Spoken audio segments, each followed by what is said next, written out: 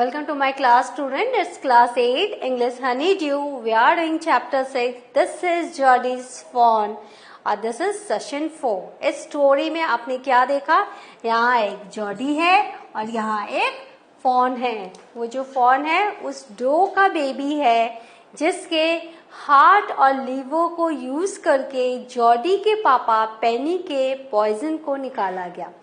पापा बच गए, लेकिन जॉडी किसी भी तरीके से वो फॉन को नहीं भूल पा रहा था. तो उसने अपने पापा से कहा कि पापा, can I bring that fawn home and raise it. तो उसके पापा ने कहा yes, it's our responsibility because we have made it orphan. तो उसने कहा, क्या कहा पापा ने कि you go to your mom and say कि I have given you the permission. Mom ने कहा कि मिल के साथ आप जाओ और जाके फॉन को ले आओ, लेकिन शाम डिनर टाइम के पहले आप आ जाना. वो गया मिल के साथ जॉडी, लेकिन वो मिल के साथ अपने डिसअपॉइंटमेंट को या अपने एक्सट्रीम खुशी को शेयर नहीं करना चाहता था. तो उसने मिल को वापस भेज दिया. जब जॉडी आगे गया तो उसने वहां पे क्या देखे? उसने वहां पे कैरिंग बर्ड्स देखे जो कि डो के कारकास को खा रहे थे, और वहां उसने बिग कैट के पांव के निशान भी देखे, लेकिन छोटे छोटे फॉन के पांव के निशान से नहीं मिले. वो थोड़ा आगे गया, वहां चारों तरफ साइलेंस था. अचानक से एक मूवमेंट हुई और फॉन का चेहरा उसके सामने आया. वो बहुत ही खुश हुआ जॉडी, और उसने फॉन के पास वो गया, धीरे धीरे से उसको सहलाते हुए उसने अपने हाथों से उसे अपने गोद में रखा. और जो फॉन था वो समझ गया था कि yes, Jordi is not enemy, Jordi is friend. फिर वो फॉन के हेड को, फॉन के लेग्स को बचाते बचाते वो किसी तरीके से जॉडी अपने उस रास्ते तक पहुंचा, जंगल से बाहर आके उस रास्ते पे पहुंचा जहां से कि वो उसे घर जाना था.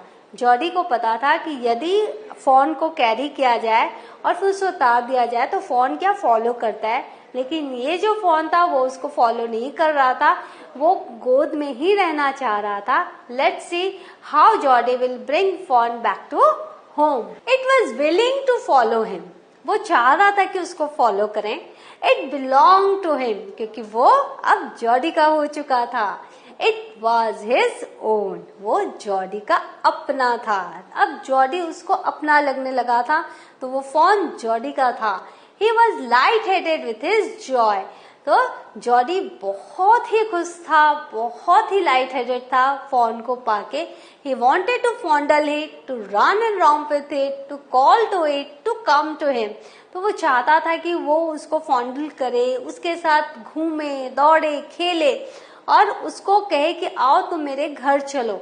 He dared not alarm it. लेकिन इन सब के बावजूद वो उसको डराना नहीं चाहता था, वो अलार्म नहीं करना चाहता था. He picked it up and carried it in front of him over his two arms. तो उसने क्या किया? फिर से उसको कैरी किया, अपने हाथों में उसने कैरी किया और उसको आगे वो बढ़ा. It seemed to him that he walked without effort.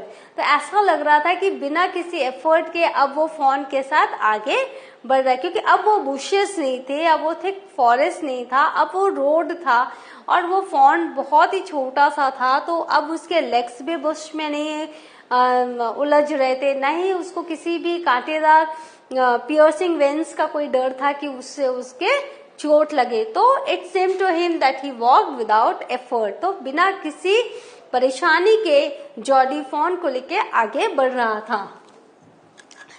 Now light-headed, unable to think clearly, romp, play, and alarm, frightened. Light-headed means अब उसको समझ में नहीं आ रहा था कि मैं फॉन के साथ क्या करूं, मैं उसके साथ खेलूं, मैं उसके साथ दौड़ूं, मैं उसको बुलाऊं, लेकिन वो उसको डराना नहीं चाहता था, उसको फ्राइटन नहीं करना चाहता था. His arms began to ache. अब वो भी छोटा सा बच्चा था जॉडी भी, और फोन को कैरी करते करते उसके भी बाह जो थी वो दुख गई थी. And he was forced to stop again. तो फिर से उसे रुकना पड़ा. When he walked on, the fawn followed him at once. लेकिन फिर जब वो चलने लग गया तो फॉन ने उसको फॉलो करना स्टार्ट किया. He allowed it to walk a little distance. तो जॉडी ने क्या किया? थोड़ी दूर तक फॉन को कहा कि yes, let it follow for a short distance then picked it up again, और फिर से उसने उसको पिक कर लिया। आपको पता है जब छोटे बच्चे होते हैं, हम छोटे बच्चे को थोड़ी दूरी चलाते फिर से उन्हें गोद में ले लेते, फिर थोड़ी दूर थक जाते तो बच्चे को फिर से चलाते हैं, फिर उसे गोद में ले लेते। कुछ ऐसा ही यहाँ पर जॉडी और फॉन के साथ हो रहा था। जॉडी उसकी जब बाह दुख रही थी तो जॉडी फॉन को उतार दे रहा था, फॉन उसे फॉलो कर रहा था, लेकिन जॉडी ज्यादा उसको नहीं चला रहा था, थोड़ी दूर तक उसको चला रहा था और वापस उससे पिक कर ले रहा था। The distance home was nothing, और वो जो घर का वो डिस्टेंस था वो उसके लिए कुछ लग ही नहीं रहा था, लग रहा था कि घर बहुत ही नजदीक है। He could have walked all day and into the night. Jordi को ऐसा लग रहा था कि फोन के साथ वो सारी रात सारा दिन चल सकता है, carrying it and watching it follow, वो उसको गोद में उठाकर और उसको फॉलो करता हुआ देखते हुए। तो इस तरह से जॉडी को आप देख रहे हो कि वो एक फादर फिगर की तरह वो बिहेव कर रहा है, वो इतना मैच्योर उसने अपने आप को यहाँ प्रेजेंट किया है और फोन की पूरी जिम्मेदारी वो ले रहा है। और यहाँ वो फोन को इतने प्यार से वो फोन को केयर कर रहा है उसका, जैसे कि हम देखते हैं पेरेंट्स अपने बेबीज का केयर लेते हैं। He was wet with sweat, but a light breeze blew through the June morning, cooling him. वो पूरी तरीके से पसीने से नहा चुका था, लेकिन जून मॉर्निंग में जो हवा चलती है, that is the light breeze, वो उसको कूल कर रही थी। सी हियर, यहाँ पर आप देख रहे हो कैसे जॉडी और फोन का जो रिलेशनशिप है उसे यहाँ दिखाया जा रहा है कि he didn't allow him to walk long distance, he allowed him to walk a little distance, then picked it up. यहाँ जॉडी एक छोटा सा बच्चा होकर भी वो इस तरह से फोन की केयर कर रहा है ताकि वो अपने जो उसकी माँ है उसके गुजर जाने का उसको कोई दुख ना हो, और वो पूरी की पूरी मदद कर रहा है फोन को उस दुख से उबारने के लिए। Now let's see what happened next. The sky was as clear as spring water in a blue china cup. See how it is this? As clear as spring water in a blue china cup. Blue china cup में आप जब पानी देखते हो it's so clear. तो the sky is as clear as like that. He came to the clearing. फिर वो वहां तक पहुंचा जहां पर उसने clearing देखा था. It was fresh and green after the night's rain. तो वहां पर अभी सब कुछ फ्रेश था और चूंकि बारिश हो गई थी तो वो पूरी जगह धुल गई थी। He fumbled with the latch and was finally obliged to set down the phone to manage it. तो उस समय उसने क्या किया, फोन के साथ उसने अपने आप को मैनेज किया, उसके साथ जो वो चल रहा था, थक रहा था, उन सब मूवमेंट को उसने वहां अपने आप को मैनेज किया।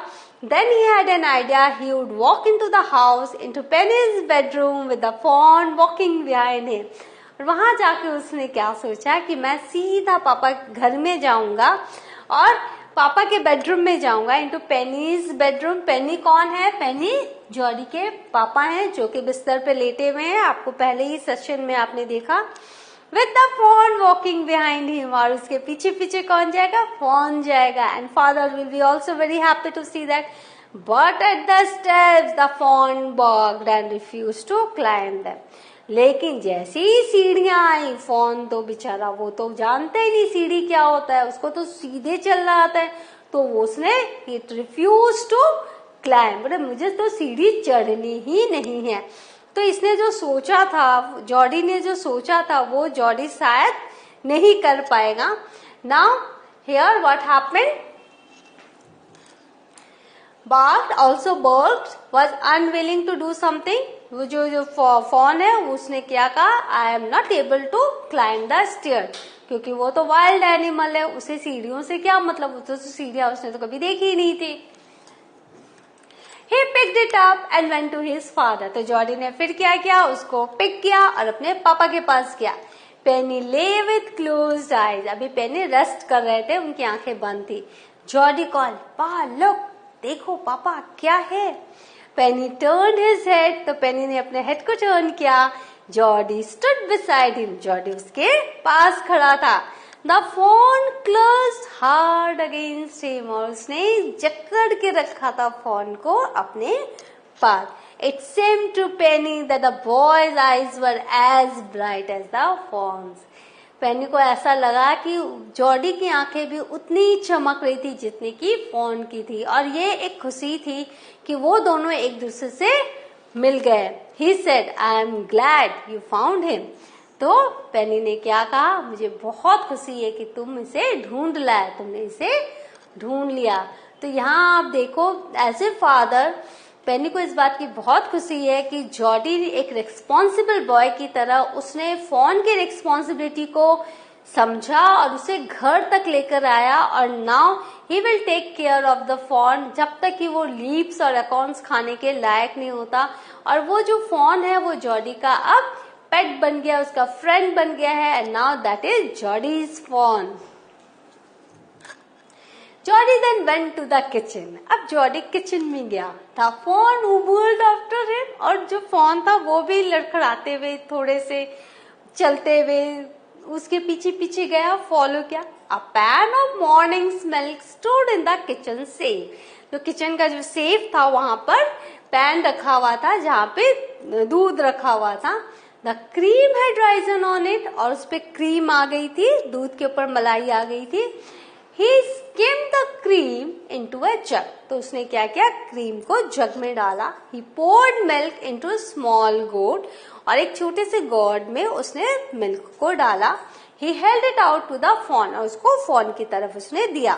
It butted it suddenly. अब वो फॉन अचानक से फिर से सोचने लग गया. Smelling the milk, वो स्मेल करने लग गया मिल्क को, क्योंकि उसने तो आज तक ये सब देखा ही नहीं था. He saved it precariously from spilling over the floor.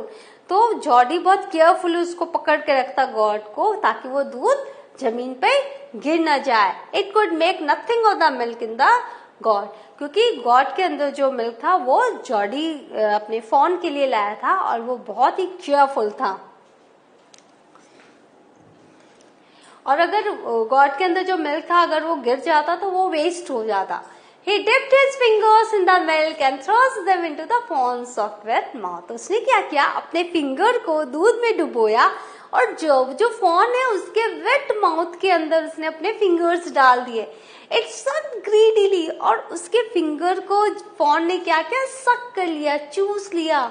Greedily मतलब भूखा तो था ही, वो उसकी माँ नहीं थी और उसको कुछ खाने नहीं मिला था, तो उसने सक किया उसके फिंगर्स को. When he withdrew them, जब उसने अपने फिंगर्स को निकाला, it bleated frantically and butted him. तो उसको बड़ा वो जोर जोर से आवाजें निकालने लग गया. आपने कभी देखा है, बच्चा जब दूध पीता है बॉटल से, आप बच्चे के दूध की बॉटल को निकाले, बच्चा कैसे क्राई करता है, दूध की बॉटल फिर से चाहता है. तो जो दो फिंगर्स जो उसके मिल्क में डूबे हुए थे उसको उसने ग्रीडीली सक किया. जब उसने अपने फिंगर को निकाला तो it started bleeding frantically and butted him. He dipped his fingers again, तो उसने फिर से अपने फिंगर्स डाले दूध में, and as the fawn sucked, he lowered them slowly into the milk. और फिर फॉन ने उसको फिर से सक किया और उसने धीरे धीरे मिल्क में उसको अपने फिंगर्स को फिर से डाल के इस तरह से उसने उसको दूध पिलाया. The fawn blew and sucked and snorted. तो फॉन जो था वो उसने आवाजें निकालनी शुरू की, स्नॉटेड एंड सक्ड, और वो बहुत खुश हो रहा था क्योंकि उसका पेट भर रहा था, उसको अपने भूख से मुक्ति मिल रही थी. It stamped it's small hoofs impatiently, और वो अपने जो छोटे छोटे जो उसके पांव थे स्मॉल हुप्स थे उसको वो स्टैम्प कर रहा था इम्पेशेंटली. मतलब वो बहुत ही, अब उसमें पेशेंस नहीं था, उसको पूरा का पूरा मिल्क चाहिए था और वो जल्दी जल्दी उसको पीना चाहता था. देखो ये कितना प्यारा है जॉडी. देखो यहाँ पर वो अपने फिंगर्स को इसके मुंह में डाल रहा है, ये गॉड में उसने मिल्क डाल रखा है, और ये फॉन है उसके फिंगर्स को सक कर रहा है. तो इस तरह से आप देख रहे हो यहाँ जॉडी किस तरह से उसने इसको, वो किस तरह से जॉडी फॉन को बचा कर लाया जंगल से, उसको ढूंढने गया, उसको उसने ढूंढा, उसको बचा कर लाया, उसको कभी उठाया, कभी उसको फॉलो करवाया, कभी उस स्टेयर पे उसने अपने हाथों से वो स्टेयर चढ़ाया, उसने सीढ़ी चढ़ाई, अपने पापा के कमरे पे पहुंचा, तो और यहाँ कैसे वो उसको दूध पिला रहा है। तो इस तरह से हम देखते हैं कि जॉडी सही में फॉन की पूरी रिस्पॉन्सिबिलिटी ले रहा है और ये सही में this fawn belongs to Jody, this is Jody's fawn. As long as he held his fingers below the level of the milk, the fawn was content. जब तक वो फिंगर मिल्क के अंदर था तब तक तो फॉन को बड़ा अच्छा लगा, बहुत कि हाँ मिल्क मुझे मिलेगा। It closed its eye dreamily. It was ecstasy to feel its tongue against his hand. तो जब उसका पेट भर गया तो वो जो फॉन था, इट क्लोज्ड इट्स आईज ड्रीमिली। उसकी जब बच्चे का पेट भर जाता है तो कैसे उसको नींद आती है, तो यहाँ फॉन को भी नींद आने लग गई। It was ecstasy to feel its tongue against his head. और वो जो हैंड था उसमें जो उसकी फीलिंग थी, उसके टंग की जो फीलिंग थी वो इतनी अच्छी थी। It was so good, it was ecstasy to feel its tongue against his hand. तो वो जॉडी ये सब महसूस कर रहा था and Jody was extremely happy. Its small tail flick back and forth. जब उसने दूध पी लिया, जब उसका पेट भर गया, जब उसके आईज क्लोज होने लगी तो उसकी टेल क्या कर रही थी, वो आगे पीछे हो रही थी। It's small tail flick back and fourth. The last of the milk vanished in a swirl of foam and gurgling. और जो थोड़ा सा मिल्क था, लास्ट ऑफ द मिल्क, वो वैनिश हो गया इन अ swirl of foam and gurgling. Gurgling, जब उसने वो चाटा, जब लास्ट उसने लिया उसका मिल्क को उसने पिया, तो it was in a swirl of foam. Foam के सिर्फ जब हम दूध का झाग देखते हैं, it's a swirl of foam and gurgling, और एक gurgling sound I. That means milk is finished. अब वो जो बेबी है, जो फॉन है, that is very content and very happy and now it closes his eyes dreamily, और वो सपनों की दुनिया में खो गया। तो इस ब्यूटीफुल स्टोरी को लिखने वाली है M.K. रॉलिंग्स। M.K. रॉलिंग्स, ये देखो मार्जोरी किनान रॉलिंग्स, और ये छोटा सा फॉन, और देखो इन पे स्टैम्प पेपर में इनकी फोटो है, दैट इज USA 41। सी ये बहुत बड़ी, बहुत अच्छी स्टोरी टेलर थी और he was a very good story writer. Now Marjorie Kinnan Rawlings, she was born on August 8, 1896, Washington DC, US, and she died in December 14, 1953, St. Augustine, Florida में। She was an American author who lived in rural Florida. वो rural Florida में रहती थी and wrote novels with rural themes and settings. तो उनके जो novels थे वो रूरल थीम्स और उनके सेटिंग्स पे उन्होंने नॉवेल्स लिखे थे। यहाँ भी आपने देखा जंगल है, यहाँ भी आपने देखा जो जॉडी है, पेनी है, वो सब जॉडी को पता है कि सी फॉन क्या, जो मेल डियर के कैसे स्पॉट्स होते हैं, फीमेल डियर के कैसे स्पॉट्स होते हैं, जो फॉन होते हैं उनकी क्या हैबिट होती है। तो ये पूरा जो भी नॉवेल्स ये लिखती थी वो रूरल थीम्स और सेटिंग्स के ऊपर ये लिखती थी। तो what have we learned today? We have just finished the story. This is Jodie's Fawn, और ये बहुत ही हैप्पी एंडिंग में स्टोरी खत्म होती है। हम देखते हैं कैसे केयरफुली जॉडी फॉन को दूध पिलाता है और फॉन को बिल्कुल अपना बना लेता है। तो यहाँ पर ये ब्यूटीफुल स्टोरी खत्म होती है। In the next session I will come with the question answer of this story. Till then enjoy the story, share it with others. Thank you.